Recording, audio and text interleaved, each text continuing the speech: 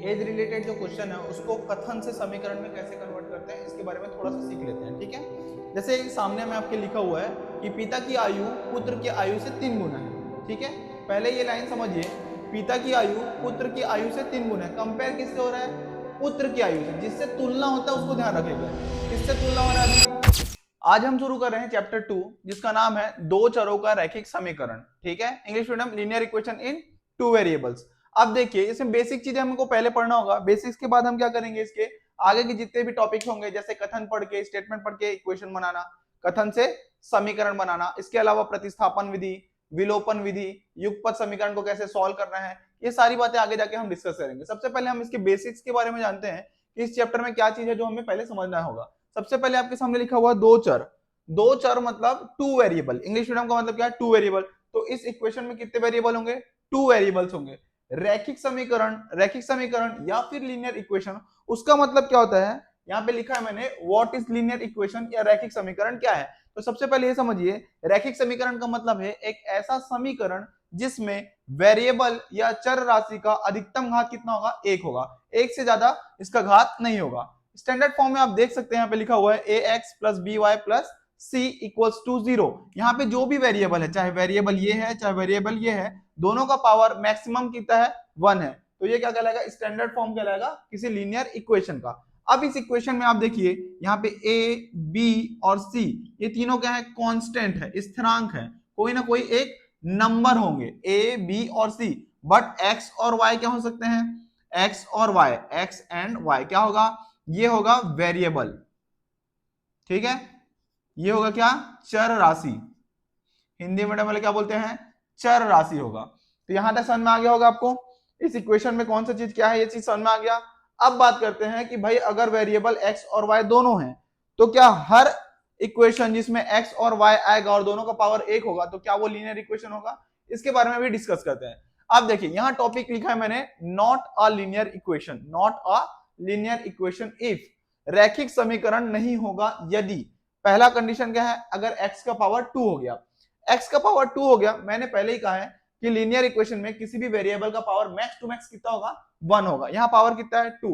तो अगर ऐसा कोई भी इक्वेशन आपको मिलता है जिसमें वेरिएबल का पावर कितना होगा? 2 होगा, तो वो कभी भी लीनियर इक्वेशन नहीं होगा। दूसरा कंडीशन, x इंटू वाई। दो वेरिएबल जो दिख रहे हैं x और y, कभी भी गुणा के रूप में नहीं आना चाहिए। अगर उस इक्वेशन में वो गुणा के रूप में आता है तो ये कभी भी रैखिक समीकरण नहीं होगा। जैसे इसका एग्जांपल लिखते हैं, अगर मैं लिखता हूं x y is equal to 10। अब आप पूछोगे कि ये लीनियर इक्वेशन है कि नहीं है? तो ये लीनियर इक्वेशन नहीं है। क्यों? क्योंकि यहाँ पे दोनों चर राशि का क्या हो रहा है? गुणा हो रहा है, तो उसका पावर कभी भी 1 नहीं होगा। इस कंडीशन पे ये रैखिक समीकरण नहीं होगा। तीसरा है variable in denominator. English medium के लिए लिखा है, हिंदी मीडियम वाले ये समझिए कि कभी भी चर राशि हर में नहीं आना चाहिए, नीचे नहीं आना चाहिए, क्योंकि ये ऊपर जाएगा तो फिर माइनस में हो जाएगा। जहां माइनस में उसका पावर हुआ तो वो क्या कहलाएगा? रैखिक समीकरण नहीं कहलाएगा। तो ये बेसिक सी जानकारी है जो आपको केवल चैप्टर के नाम से समझना होगा। पहले दो चर क्या थे, रैखिक समीकरण क्या होता है, बेसिक्स जितने इसके हैं वो सारा कुछ यहाँ पर डिस्कस कर चुके हैं। आगे जो हम इसके बारे में पढ़ने वाले हैं वो है युगपत समीकरण, कथन से समीकरण बनाना और प्रतिस्थापन विधि, विलोपन विधि, और उनके सारे क्वेश्चन समझा के सॉल्व करेंगे। तो सबसे पहले ये बेसिक्स है, इसको लिखना है अगर तो आप लिख लीजिए, या स्क्रीनशॉट लेना है तो स्क्रीनशॉट ले लीजिए। अगला जो टॉपिक है हमारा वो है कथनों से समीकरण बनाना, फॉर्मिंग इक्वेशंस फ्रॉम स्टेटमेंट, ठीक है। अब इसका मतलब क्या होता है, ये क्लास 8 में ऑलरेडी आप लोगों ने कंप्लीट कर रखा है। इसमें क्या होगा, आपको एक स्टेटमेंट के रूप में दे दिया जाएगा कोई, उसको क्या करना है आपको? सबसे पहले समीकरण के रूप में बनाना है। समीकरण कैसे बनाते हैं या इक्वेशन कैसे फॉर्म करते हैं? सपोज मैं एक एग्जांपल लेता हूं कि दो संख्याओं का योग 16 है, ठीक है। दो संख्याओं का योग कितना है? 16 है। चलो यहां पे लिख लेते हैं, दो संख्याओं का योग कितना है? 16 है, और उनका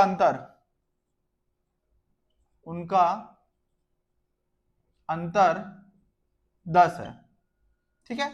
ये सपोज मैंने अपना एक रैंडम सी क्वेश्चन उठा लिया। अब आपको क्या करना है, ये स्टेटमेंट के रूप में लिखा हुआ है, इसको क्या करना है आपको? समीकरण के रूप में लिखना है। दो संख्याओं का योग, योग का मतलब क्या होता है? Addition. The addition of the two numbers is 16 and the difference between them is 10। ये क्वेश्चन दिया हुआ है आपको, आपको क्या करना है? इसको इक्वेशन के फॉर्म में जमाना है। तो सबसे पहले दो संख्या है, दो संख्या मतलब दो नंबर से, मान लेते हैं पहला x है दूसरा क्या है y है, तो क्या होगा x प्लस y, क्योंकि दोनों का क्या हो रहा है योग हो रहा है, इज इक्वल टू कितना होगा 16। उनका अंतर मतलब दोनों का डिफरेंस कितना हो रहा है 10। तो ये दो समीकरण आपके क्या हो गए बन गए। मतलब आपको क्या करना है स्टेटमेंट को पढ़ना है, कथन को पढ़ना है और समीकरण बनाना है। आपका एक्सरसाइज नंबर 1 जो है चैप्टर 2 का वो ऐसा ही बनेगा। आप क्या करिएगा जितने भी स्टेटमेंट वाली क्वेश्चन है क्लास 8 में आपको बहुत सारे मिल जाएंगे, आप उनको प्रैक्टिस कीजिएगा। इसके अलावा जैसे अब मैं बताता हूं, चलो आपका जो एक्सरसाइज में जैसे क्वेश्चन आएंगे तो वो किन दो चीजों के बारे में बात करता है आपको ध्यान देना। जैसे मैं बोल देता हूं कि दो बैट जो आते हैं अपने, दो बैट और 4 बॉल की कीमत कितना है। आप चलो यहां पे लिखते हैं 2 बैट हैं 4 बॉल हैं। आप किसी मार्केट में खरीदने गए, 2 बैट देना 4 बॉल लेना, ये लेके आना है। आपको बोला वो 480 रुपए हुए, कितने रुपए हुए 480 रुपए। फिर आपने बोला 3 बैट लेना है और 5 बॉल लेने हैं, उसने कहा कि आपको 570 रुपए हुए। मैंने ऐसे रैंडम से एक एग्जांपल आपके सामने लिखा है। अब इस फॉर्मेट को हमको क्या करना है इक्वेशन के फॉर्म में बनाना है। तो सबसे पहले ये ध्यान दीजिए कि किन चीजों के बारे में बात कर रहे हैं। तो हमारे पास दो चीजें हैं, चैप्टर का नाम भी क्या है दो चर का रैखिक समीकरण। अभी इसमें कितने चीजों के बारे में बात करता है, एक बैट एक बॉल है, तो दो चीज के बारे में ही बात कर रहे हैं। तो बैट को मान लेता हूं x, बैट को हम मान लेते हैं कि x है, बॉल को मान लेते हैं क्या y है। अब जो इक्वेशन हम इससे बनाएंगे उसको देखिए, बैट का नंबर कितना है 2, 2 बैट है तो x के सामने क्या लग जाएगा 2x प्लस 4 बॉल लेने हैं, 4 क्या लेने हैं बॉल, तो बॉल को क्या माना है मैंने y is equal to total कितने रुपए हुए उसके खरीदने में 480 रुपीज। तो ये आपका पहला इक्वेशन बन गया।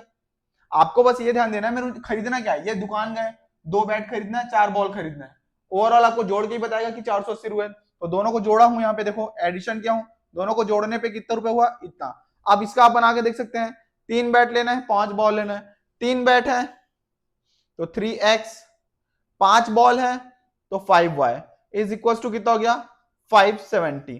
तो ये क्या हो गया आपका इक्वेशन बन गया। आपको क्या करना है केवल स्टेटमेंट को ध्यान से पढ़ना है और उसके बाद क्या करना है इक्वेशन को सॉल्व करना है, इक्वेशन लिखना है। अभी अभी केवल इक्वेशन लिखना सीखिए, ये लिख लेंगे। अब इसके बाद आपको जब कभी क्वेश्चन आएगा तो आपको बोलेगा चलो अब ये दो क्वेश्चन दे दिया, आपने पहले इक्वेशन बना लिया, अब इसको सॉल्व करने बोलेगा। तो जब सॉल्व करने की टेक्निक आएगी तो मैं प्रतिस्थापन विधि, विलोपन विधि, ये सारी विधि से क्या करूंगा मैं इसको, या ग्राफ मेथड हो गया, इन सारे मेथड से हम इसको क्या करेंगे सॉल्व करेंगे। तो सबसे पहले आपको क्या करना है ये तरीका समझिए कि सबसे पहले ये देखना है कि किन दो चीजों के बारे में बात कर रहा है, उनको एक को x मान लो एक को y मान लो। अब क्वांटिटी देखो कि कितनी क्वांटिटी बोला है, मैंने बैट को माना x बॉल को माना y, क्वांटिटी क्या थी 2 बैट था तो x के सामने क्या लगेगा 2, बॉल की कितनी क्वांटिटी थी, बॉल की क्वांटिटी कितनी थी 4, वहां पे कितना लिखा मैंने 4, दोनों को ऐड करके ही दुकानदार को पैसे देंगे तो मैंने एडिशन लगाया, वहां पे क्या लगाया बता दिया कि 480 रुपए मारा टोटल। ये ऐसा बना, ये सेम वैसा बनेगा। ठीक है चलिए नेक्स्ट जो एग्जांपल लेते हैं उसके बारे में बात करते हैं। चलिए कोई और एग्जांपल उठा लेते हैं। सपोज आप लेते हैं 3 टेबल है ना और 2 चेयर लेते हैं, चलो टोटल कितने रुपए हो गए सपोज 1000 रुपए। अब इसका इक्वेशन लिखने कोई बोलेगा तो आप इक्वेशन कैसे लिखेंगे, एक को मानो x एक को मानो y।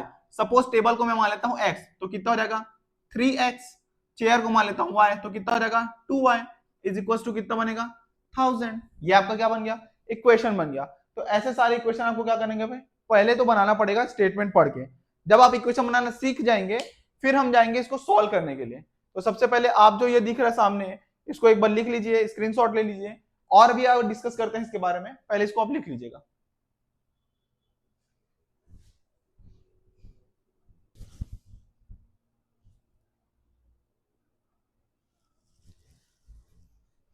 चलिए अभी क्या कर रहा हूं एक दो एग्जांपल और भी सॉल्व कर लेते हैं। जैसे आपको दिया, देखो आप कह गए दुकान गए, आपने कहा भैया 2 मैगी देना और 5 कॉफी देना, उसने कहा ठीक है 120 रुपए हुए। आपको इसका इक्वेशन बना के दिखाना है। तो आप क्या करो, आप जो दो प्रोडक्ट ले रहे हो एक को x मानो एक को y मानो। मैगी को मान लो क्या x, तो सपोज मैगी है जो, ठीक है उसको आपने मान लिया x है, और कॉफी जो है ठीक है कॉफी को मान लिया अपने y सपोज। तो यहाँ पे कितना मैगी बोला है, अब क्वांटिटी देखो 2 मैगी है तो 2x, 5 कॉफी है तो 5y। ये प्लस क्यों लगाया हूं, क्योंकि दोनों को ऐड करके ही दुकानदार ने बताया कि आपको 120 रुपए देने हैं। तो यहाँ पे क्या हो गया 120 रुपीज। ये क्वेश्चन फॉर्मेट हो गया। दूसरा देखो, इस टाइप के क्वेश्चन आपको एक्सरसाइज में देखने को मिलेंगे, तो इसको ध्यान से देखो।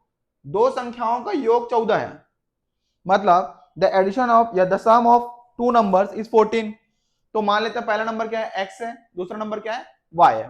तो first is x, second is y, दोनों का योग हो रहा है तो सम कर दो, कितना आएगा 14। ये पहला बन गया। उनके वर्गों का अंतर, मतलब उनका स्क्वायर करना है और उनका डिफरेंस भी लेना है। तो क्या करना है, पहले का स्क्वायर लो, दूसरे का स्क्वायर लो, दोनों के वर्गों का। तो उनके वर्गों का मतलब पहले इसका x का वर्ग फिर y का वर्ग, दोनों का स्क्वायर लेंगे। और अंतर का मतलब क्या, दोनों के बीच क्या लगेगा, माइनस इज 18। तो ये बन गया क्या आपका सेकंड इक्वेशन। फिर आपको इक्वेशन सॉल्व करने में दिक्कत नहीं होगा, पहले इक्वेशन बनाना आना चाहिए। अभी एज वाले क्वेश्चन आएंगे, ठीक है, तो उनमें भी क्या करना पड़ेगा आपको, स्टेटमेंट पढ़ना है, उसके बाद क्या करना है आपको बनाना है। तो उसके भी कुछ एग्जांपल्स अभी यहाँ पे प्रैक्टिस कर लेते हैं, इसको लिख लीजिए तब तक। चलिए, एज रिलेटेड जो क्वेश्चन है उसको कथन से समीकरण में कैसे कन्वर्ट करते हैं इसके बारे में थोड़ा सा सीख लेते हैं, ठीक है। जैसे सामने में आपके लिखा हुआ है कि पिता की आयु पुत्र की आयु से 3 गुना है, ठीक है। पहले ये लाइन समझिए, पिता की आयु पुत्र की आयु से 3 गुना है। कंपेयर किससे हो रहा है, पुत्र की आयु से। जिससे तुलना होता है उसको ध्यान रखिएगा, किससे तुलना हो रहा है, अभी पुत्र की आयु से तुलना हो रहा है, पुत्र की आयु से। तो कंपेयर किससे हो रहा है, पुत्र से। तो जिससे भी कंपेयर होता है सबसे पहले उसको मान लीजिए एक्स, मान लेते हैं पुत्र की आयु क्या है x वर्ष, ठीक है। x वर्ष जिससे भी कंपेयर होता है पहले उसको x मान लो। अब देखो, अब ध्यान से पढ़ो, पिता की आयु पुत्र की आयु से कितना गुना है, 3 गुना है। तो जब पुत्र की आयु x है तो पिता की आयु कितनी होगी, 3x होगी, क्योंकि 3 गुना है, 3x वर्ष होगा जो भी आएगा। अब देखिए यहां पे बोलता है यदि पुत्र की आयु 10 वर्ष है, पुत्र की आयु कितना बोल दिया है 10 वर्ष। इसका मतलब क्या है, ऑलरेडी x का वैल्यू उसने दिया हुआ है कि x का वैल्यू कितना है 10 है। तो उसका जो पुत्र है उसका एज कितना है 10 वर्ष। तो पिता की आयु याद करो, पिता की आयु कितनी है 3x, तो 3 गुणित 10 मतलब 30 वर्ष। ये समझ में आ गया होगा इजी तरीके से। याद रखेगा एज वाले क्वेश्चन में कंपेयर किससे हो रहा है, जिससे भी कंपेयर होता है उसको x मान के चलना है। अब देखिए आयु वाले क्वेश्चन को बनाना है तो याद रखिए जो भी वर्तमान आयु होती है उसको हम x मान के चलते हैं। उसके अगर बोलता है कि 5 वर्ष पहले, 3 वर्ष पहले, 2 वर्ष पहले, जब भी हम पहले की बात करेंगे तो उस आयु से उसको क्या करेंगे, माइनस करके चलेंगे। और जब भी हम बाद की बात करेंगे, जैसे 5 साल बाद, 10 साल बाद इसकी आयु इतनी हो जाएगी, तो जब भी हम बाद की बात करते हैं उसमें हम ऐड करते हुए चलते हैं। अगर बोल देता है कि दुगुना, 3 गुना, जैसे दुगुना हो रहा है, डबल हो रहा है, तो उसके लिए 2x, 5 गुना हो रहा है तो 5 गुना का क्या लिखेंगे 5x। बोल दिया आधा हो रहा है, आधे का मतलब क्या होता है x/2। ये नॉर्मल सी चीजें हैं जो आपको समझना होगा। ऐसे क्वेश्चन जब आएगा तो हम उसको बहुत अच्छे तरीके से वहां भी डील करेंगे, डिस्कस करेंगे। पर अभी बेसिक जो जानकारी है इसके बारे में समझ जाइए कि आयु वाले क्वेश्चन में आपको एक चीज ध्यान देना है कि कंपेयर किससे हो रहा है, जिससे भी कंपेयर हो रहा है उसको x मान के चलना है। और जब इस तरीके के क्वेश्चन आएगा कि वर्तमान में अभी आयु इतनी है, 10 वर्ष पहले इतनी थी, 10 वर्ष बाद इतनी हो जाएगी, तो आपको इस तरीके से डील करना है। जब भी आपको पहले की बात करेगा आपको माइनस करते हुए चलना है, आपको बाद की बात करेगा प्लस करते हुए चलना है। बाकी यहाँ पे देख लीजिए मल्टीपल, जैसे 2 गुना, 5 गुना, 6 गुना जो भी बोलता है आप अकॉर्डिंग टू उसके करते रहेंगे। 2 गुना बोला तो 2x, 5 गुना बोला तो 5x, और आधा बोला तो x/2। तो इस तरीके से हमको क्या करना है, किसी भी स्टेटमेंट को इक्वेशन के फॉर्मेट में क्या करना है, हमको पहले जमाना है और इक्वेशन बनाना है। इसके बाद का जो टॉपिक होगा हम उसमें डिस्कस करेंगे युगपत समीकरण के बारे में। और युगपत समीकरण के अंदर हम देखेंगे प्रतिस्थापन विधि, विलोपन विधि, और उसके अलावा जो भी क्वेश्चन एक्सरसाइज आएंगे हम सारे क्वेश्चन को क्या करेंगे 1 बाय 1 डिस्कस करेंगे यहाँ पे। अभी के लिए ये आप लिख लीजिए या स्क्रीनशॉट ले लीजिए।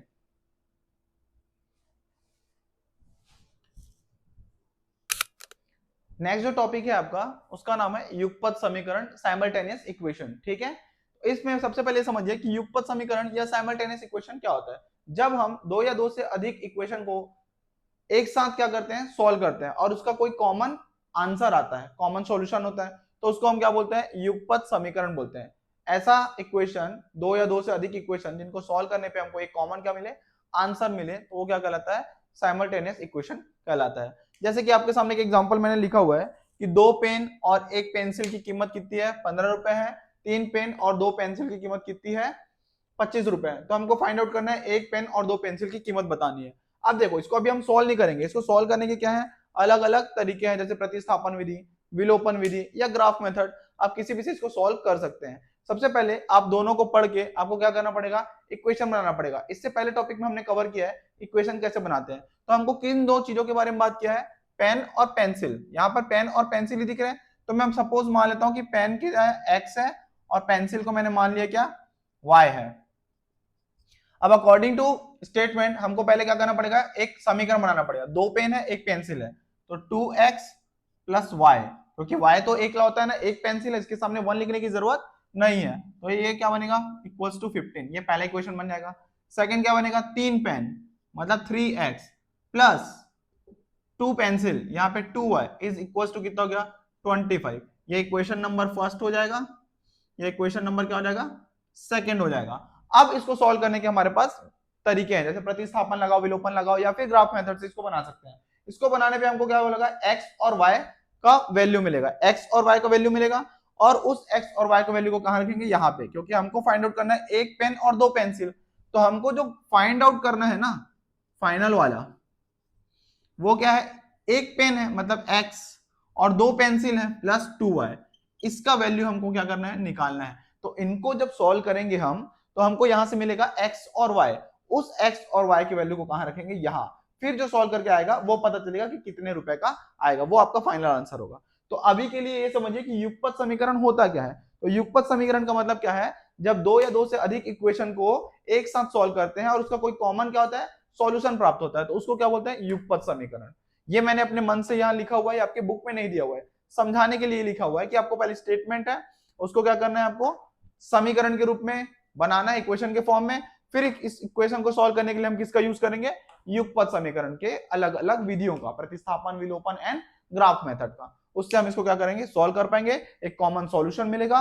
उस सॉल्यूशन के थ्रू हम क्या करेंगे, फाइंड आउट करेंगे कि एक पेन और दो पेंसिल का कीमत कितना आएगा। ठीक है, तो चलिए इसको लिख लीजिए।